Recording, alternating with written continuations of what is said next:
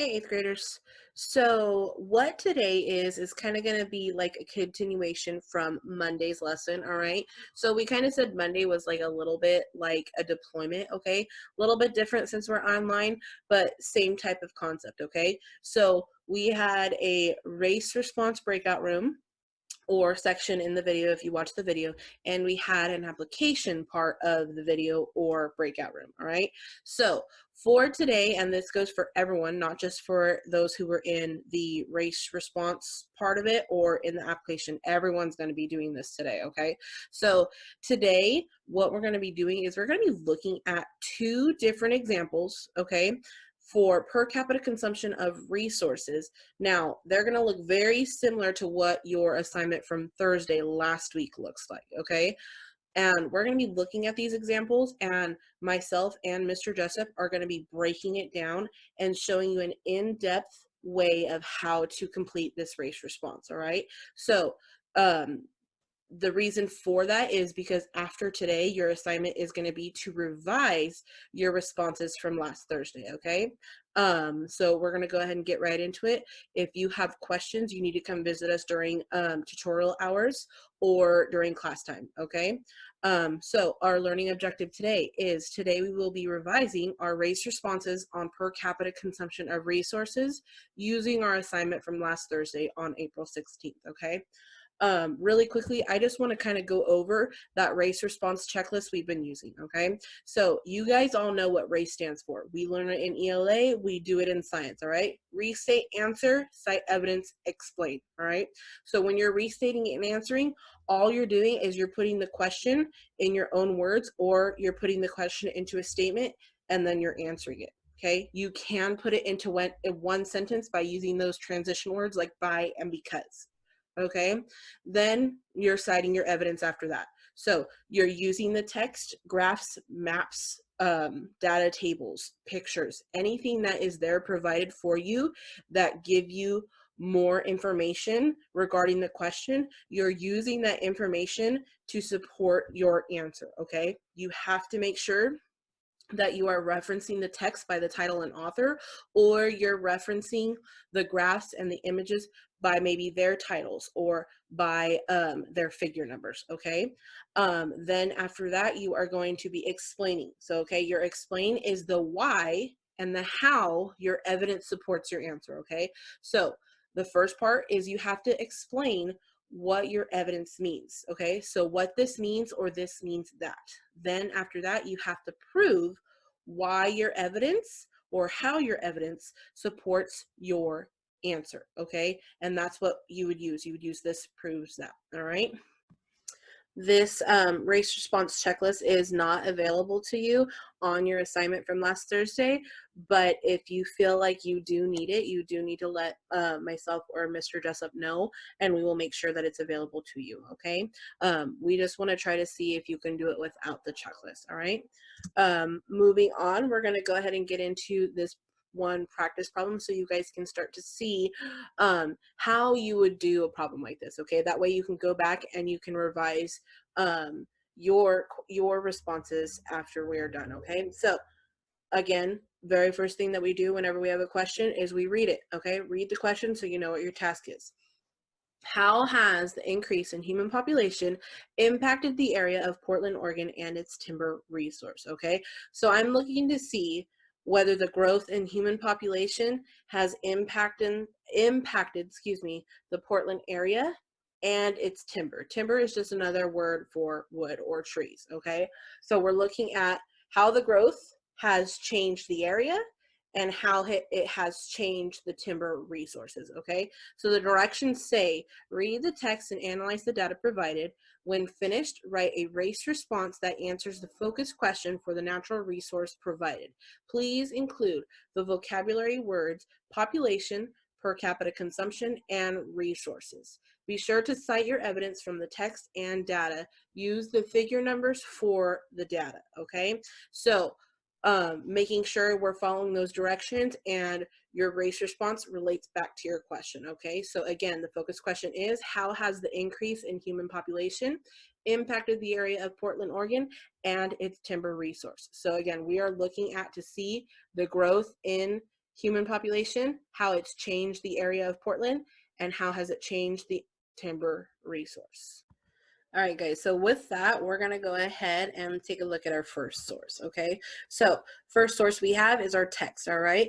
I'm going to read it to you. I want you guys following along on your computers with me. I'm going to annotate and highlight and underline as I am reading for possible evidence that I can use later in my response, okay? So here we go. Forest and Timber Resources by Anonymous. Forests play an important role in our world today. The trees provide valuable commodities, including wood, paper, fruits, nuts, habitats for animals, and are essential for the production of oxygen, which is vital for life on Earth. The livelihoods of more than 1.5 billion people worldwide, which is about 20% of the global population, depend on trees. Unfortunately, trees are not present everywhere. Only about 1/3 of Earth's surface is forested. Okay, I'm going to go ahead and pause right there for a second. I already see one sentence that I could potentially use for evidence later in my response. I'm going to go ahead and highlight it, and I'm going to keep it in the back of my head when I'm writing my response, okay? So we know that trees are a natural resource because they provide some of these things for us, okay? So they provide commodities, which are like resources, valuable things like wood and paper and fruits and nuts, okay? Those are super important to our world today that we could use, okay? We're going to continue on. Right there, second paragraph, it says on the West Coast, okay? On the West Coast, we are lucky to live near some of these forested areas. For example, Yosemite National Forest, which is only about 2 hours from Lemoore, and the states of Oregon and Washington, which are north of California, are lush with beautiful natural forests. Sadly, these trees and forested areas near us, as well as all over the world, face a number of threats daily. These many threats include soil degradation, which is improper use of soil, like soil erosion, okay? Little or no sunlight, rainfall, excuse me. The temperature, so whether it's hot or cold, pest infestations like rodents and bugs and stuff, forest fires, natural impacts like volcanic eruptions or earthquakes, and human impacts. Human activities take a serious toll on forests, okay? Some forests are cut down for timber to make room for new trees or to simply clear the land for another purpose. When new trees are planted, they're often selected because their resources, wood or fruit, for example, can be harvested and sold. In other cases, forests are cut down to make room for livestock. Livestock is just another word for like cows and pigs and stuff like that. Clear cutting happens when an entire area of forest is cut down. It is occurring in many regions and it can be devastating for forest ecosystems. Swathes of raised forest are more likely to experience erosion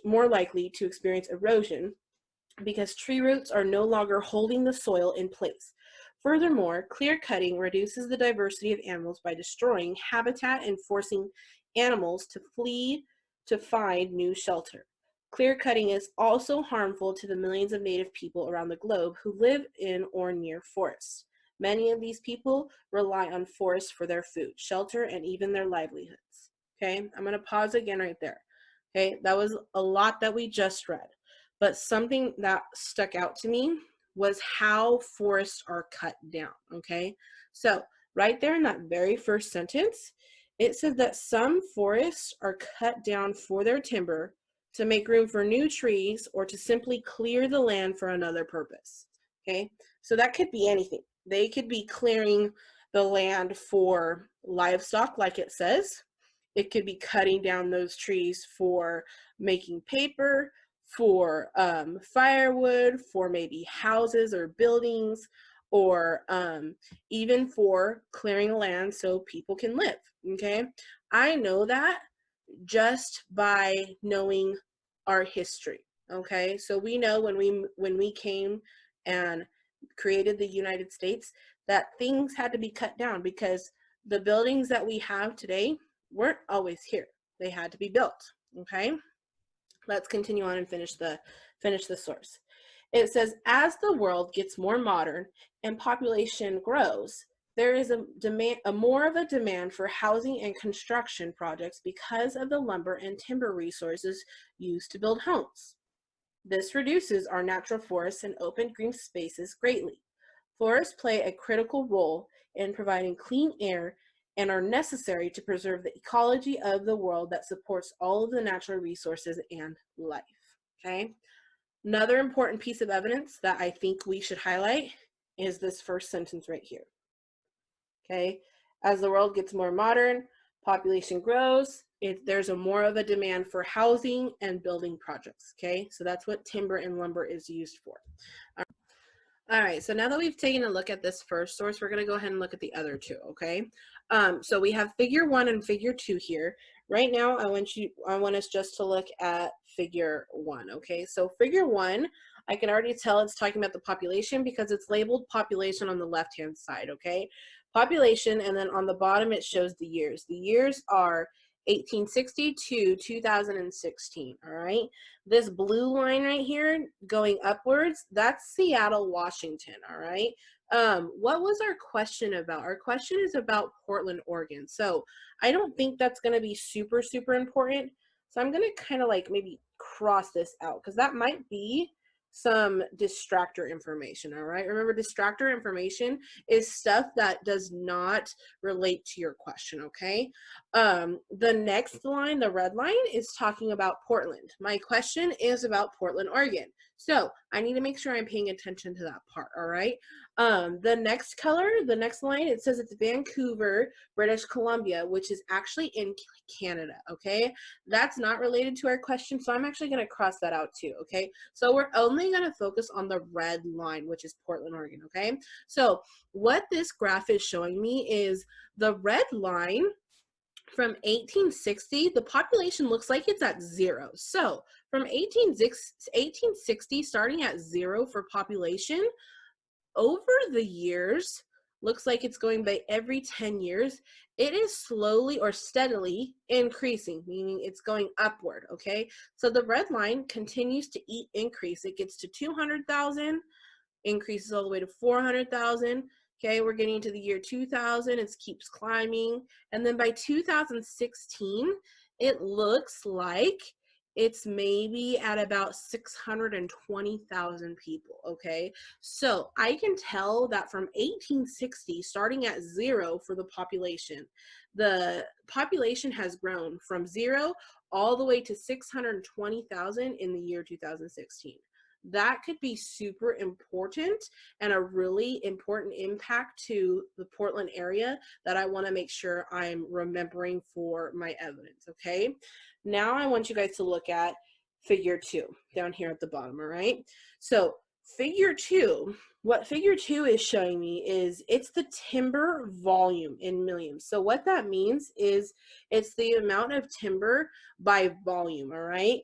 Over here, this little key, it's telling me the black line is the total timber, harvest, okay? So that means how much timber or trees is cut down, how much is harvested, all right?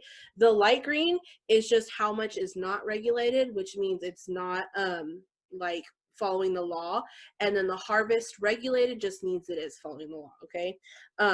So what we want to focus on really is the total number of timber which is harvested, okay? So the average number. So that's this black line that's kind of jagged right at the top, okay? So from 1950, starting at zero timber harvested, it grows from 1950 all the way to 2015, grows. It looks like it gets a little bit higher from like 1975-ish to about 2005, goes down, and then starts to go back up. So we can tell from about right here, that the timber harvest grows from 0 in 1950 all the way to maybe 72 million, I would say, roughly. When you really can't tell, you guys, on a graph, when you can't tell exactly what the number is, it's best to make a guess for whatever number it's closest to. So right there, if I went all the way across and followed with my finger, it looks like it's 70 million, a little bit above 70 million, okay? So we can say that from 1915 to 2015, the amount of timber that's harvested went from 0 to about 72 million. That's a lot, okay? That's been harvested, all right? Now, maybe that has to do with the population, maybe it doesn't, I don't know. But from what we have been provided, the resources, the population growing seems to have an impact on the amount of trees that are cut down. So as people are coming to Portland, Oregon, it looks like trees are getting cut down more and more, okay? So right now, I'm gonna take a second and I'm gonna think about what my best evidence is, and then I'm gonna start to write my race response, okay? So give me. All right, so I've taken a second to think about what was my best evidence, and I went back and looked at my text and looked at the graphs, and I think I have an idea of what evidence I want to use, which one would best support my answer, okay? So I'm actually going to show you guys which pieces of evidence I chose, okay? So on this first page, when I highlighted this piece of evidence right down here, okay? So it says, as the world gets more modern, population grows, there is more of a demand for housing and construction projects because of the lumber and timber resources used to build homes, okay? I thought that one was my best piece of evidence out of the entire text, okay? I'm also going to use, let me clear this for a second real quick. I'm also going to use how my population from 1860 is increasing all the way to 2016, and it's increasing from 0 all the way to 620,000, okay? I'm going to use that as well as how my timber, the harvesting of timber is increasing from 0 to 72 million, okay? So I think that was my best evidence, and I'm going to go ahead and I'm going to write my race response. All right, so I already went and I've written my race response. I'm now going to show you what that is, okay? So this is how I would respond to this question, okay?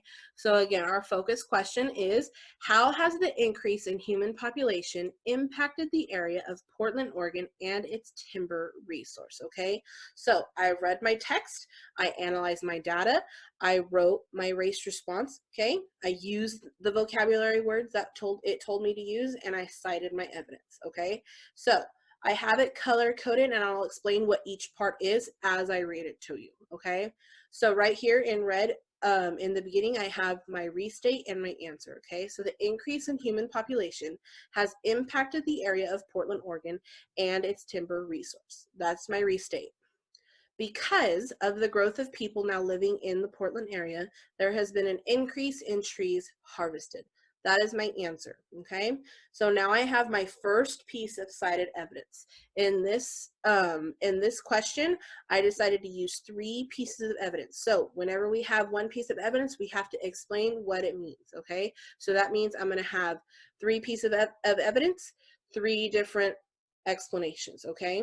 So in the figure 1, the population of Portland, represented by the red line, shows a steady increase of people from 0 to 8 in 1860 to about 620,000 in 2016. What this means is that the population of Portland, Oregon has continued to grow over the years since 1860, okay? Now I have my second piece of evidence.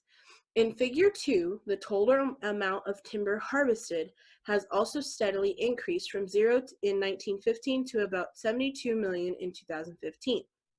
What this means is that the number of trees that are cut down and consumed for other things has also continued to grow over the years since 1915. Then I have my third and final piece of evidence. The text Forest and Timber Resources by Anonymous states, as the world gets more modern and population grows, there is more of a demand for housing and construction projects because of the lumber and timber resources used to build homes. What this means is that as trees are harvested, their timber is used for other things like building houses. This proves that the growth in the population of Portland has impacted the area and timber resources because as people continue to relocate or move to Portland, The forested areas and trees are needed for housing developments. More trees are then cut down, leaving less trees available in the area. And that's my race response for this type of question.